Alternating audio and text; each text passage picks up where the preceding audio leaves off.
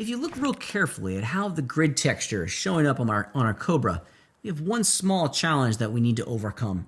Look real carefully at how the grid texture is showing up on the eyeball in relationship to how the grid texture is showing up on the body of our Cobra. This is one image. It's not multiple images, but why is the checker pattern so much smaller in the eyeball versus what we see on the body? Let's find out. Let's select the mesh, hit the tab key to go into edit mode, and let's begin to examine. Let's see if I can get this in here. There we go.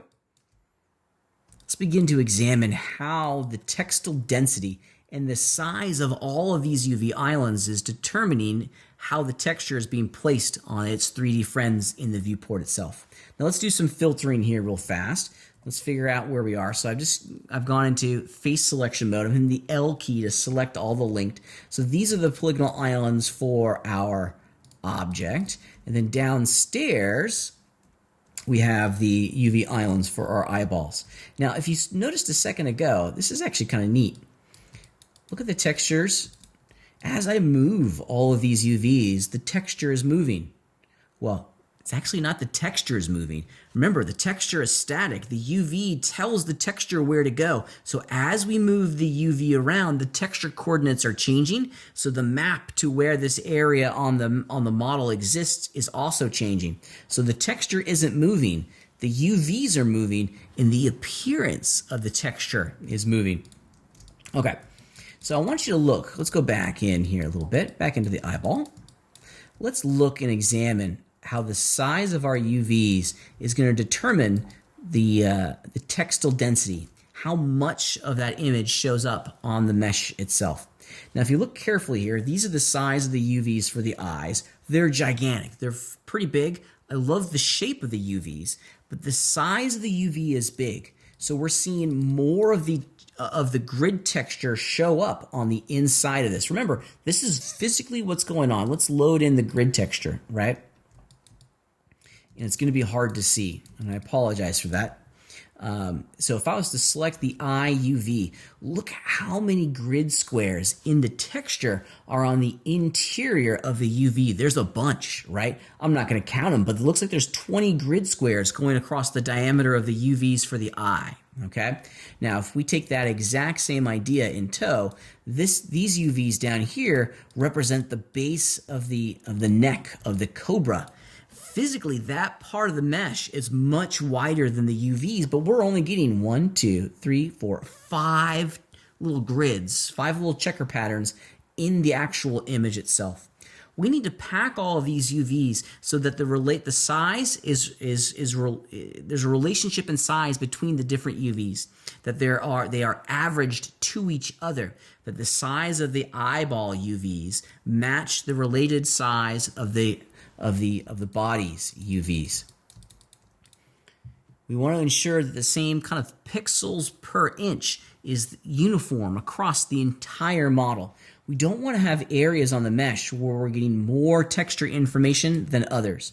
If this was like a wood grain pattern that we're putting over our object, we would have one quality and one size of wood grain on the base and the body of the Cobra, and then in here we'd see 8 times as many wood grain, kind of texture details on the eye. We want it to be consistent even across the entire mesh so that there is a consistent experience as we go through the texture across the entire mesh. So how we fix this is pretty easy. It's called texture packing, and it's pretty straightforward. The thing that we need to do is that we need to get all of the islands scaled to each other, and the computer is going to do this. In addition, we also want to make sure that all of our islands fit inside the positive UV grid. If you look real careful inside the Blender UV workspace, we have this light gray grid. That's the home base, if you will, for all of our UV islands. That is the positive UV quadrant. All of our textures are only ever going to show up inside of this area of our grid. All of our textures are square, and they're only going to show up here. So if we want to have a UV island inside that texture map, it's got to be in that positive texture quadrant. So we need to pack all of these UVs inside of this grid. Now, if you'd like, you certainly could do that by hand, but I'm a smart guy and I'm certainly gonna let the computer do the heavy lifting for us. The first thing that we gotta do is that we gotta hit the A key. We gotta select all of the polygons, all of the UV islands across the entire polygonal mesh first. With that done, we can go to the UV pull down menu at the top of the screen. And what we're looking for here, let me zoom out a little bit, went in too far. What we're looking for is kind of down here towards the bottom, and it's pack islands. Let's run that command real fast and see what we get. And voila. Interesting, huh? Now, when we did that, notice carefully that it placed automatically the UVs inside that positive UV quadrant, but look at the eyeball. Did anything change, really? Here it is, the original. Here it is, packed. Nothing really changed. It didn't average out the size. It didn't even out the textile density between all of these UV islands.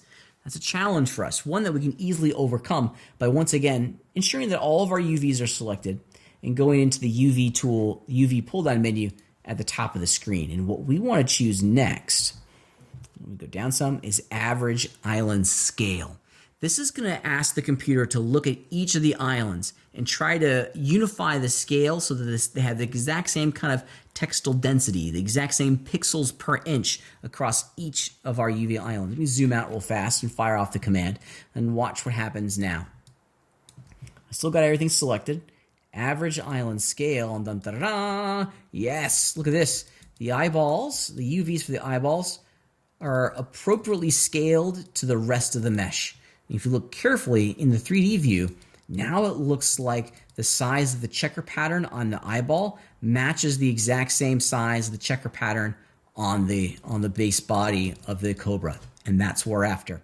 Let's pack it all again. We don't want to have these overlapping islands in the UV view. Because remember, this is a coloring book. We're going to be painting a custom texture map. These are all the UVs for the head. If I have this island for the head overlapping and sharing the exact same spot of the coloring book for the body, I'm not going to be able to paint the head separately from the body. So all of these islands need to be packed so they're not overlapping each other. All right. So I'm going to grab everything, same UV pull down menu that we had before, and we're going to do pack islands. And voila, life is good. Yep, I'm digging it. I'm digging it.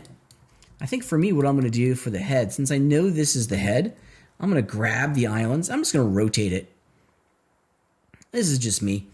I like having my islands generally kind of match their orientation inside the 3D view. It makes it a little bit easier for me to see. Like I can see those are the eyes, those are the nostrils. When I'm texturing this is going to make a lot of sense. And it's going to help me kind of generally keep track of all these UV islands and their relative impact and purpose inside of the texturing pipeline. So this is how we work with our UVs. This is how we pack and manage and unwrap and seam them all together. It's a pretty straightforward process that requires a healthy amount of experimentation and a willingness to try new things. Each model is going to be slightly different. Use these strategies and these tools to help you create UVs for your model so that we can create some amazing custom textures in the next module.